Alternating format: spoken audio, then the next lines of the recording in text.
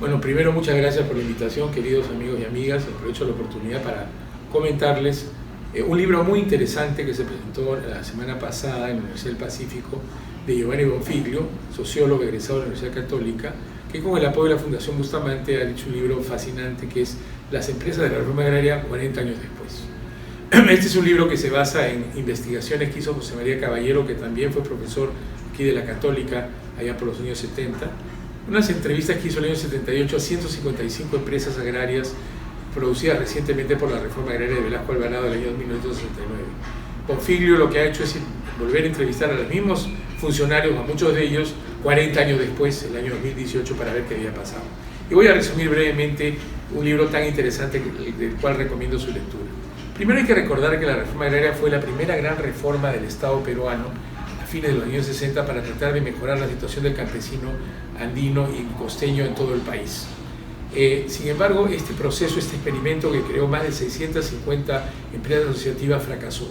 Entonces, el libro está destinado a saber por qué fracasó, por qué este esfuerzo tan importante de llevar justicia social al campo ha fracasado, cuáles fueron los factores, y ustedes recordarán la película de Tierra o Revolución de pocos días, que se ha estrenado hace pocos meses en el Perú, que también ha vuelto a reponer el tema en el tapete. Primera idea.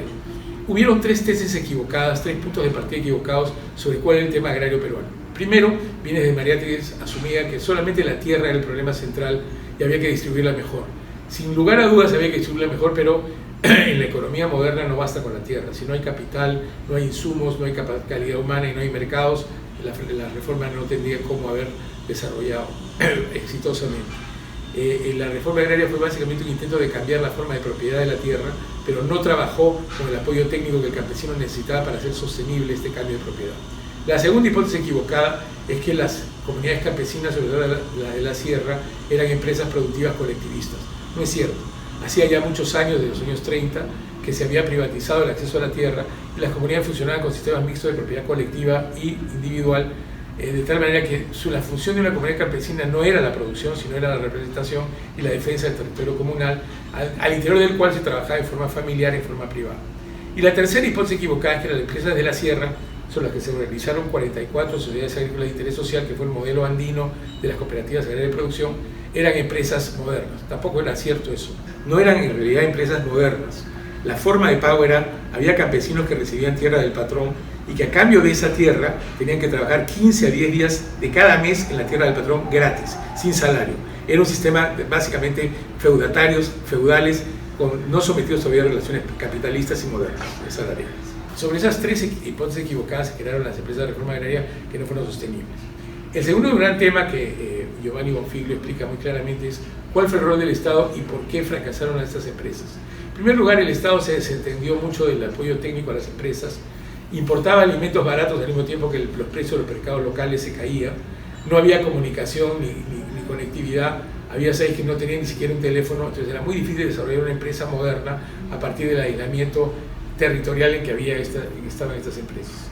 Y la segunda razón es lo que yo llamo el asedio externo, que fue asedio desde los propios feudatarios que invadían las tierras de las haciendas, sobre todo en el caso de las AIS, la invasión de las comunidades vecinas que eran socias de las AIS, y la policía no intervenía porque eran comunidades socias que fueron incorporando las tierras de las AIS a su propio peculio, a su propio patrimonio, y invadiéndolas, no solamente los pastos, sino también permitiendo el cruce de ganado fino al tipo Junín, por ejemplo, de la zona del Valle del Mantaro, con el ganado tipo Chujo, que llevó a una baja de productividad. La tercera factor que la gente ha olvidado, que dio el golpe de gracia a la cooperativa, fue Sendero Luminoso. Sendero, sobre todo en el caso de las sierras, ocupó muchas AIS, disolvió la empresa, incluso llegó a matar gerentes y administradores y repartió la tierra de los campesinos, que es lo que ellos querían, y no ocurrió. Hay que recordar que el gran telón de fondo es que la reforma agraria de Velasco se hizo sin ninguna consulta a la población local, que no quería empresas cooperativas, lo que quería la propiedad de la tierra. Como José María Caballero demostró en esa época, la tierra no alcanzaba para darle a todos. Finalmente, y con esto quiero cerrar un capítulo triste de nuestra historia, pero que nos debe llevar a reflexionar, es qué está pasando con la economía campesina familiar de la sierra. No hay una política clara de ninguno de los gobiernos recientes para sostener, apoyar y desarrollar la pequeña agricultura familiar campesina, sobre todo de la sierra. Si ustedes analizan el último censo, que es el último que se ha hecho en 2012, con indicadores y los comparan con el 94, que fue el anterior, encuentran que la realidad agraria en el mundo rural andino sigue casi sin ningún cambio. 75% son propiedades muy pequeñitas, menores de 5 hectáreas. La población tiene en su mayoría educación primaria o secundaria incompleta. Hay un poco nivel de desarrollo de capital humano. Menos del 15% reciben crédito y menos del 10% reciben asistencia técnica.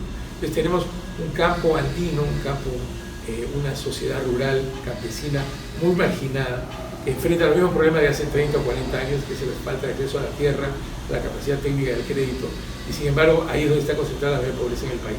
Entonces, un reclamo que hago a través de este programa es que es muy importante que en estas elecciones, no solo las congresales, sino todas las presidenciales, se presente y se discuta un plan de desarrollo para la sierra rural, sobre todo para la pequeña agricultura familiar, que tiene una parte importante de la superficie total, pero que proporciona los alimentos y los bienes salarios para toda la población peruana. No ha habido un debate serio sobre qué hacer con la pequeña agricultura andina, amazónica y costeña, y esto es una necesidad que el país reclama y la justicia requiere, porque en ese contexto está la familia campesina, que es en este momento la familia más marginada y más pobre del país.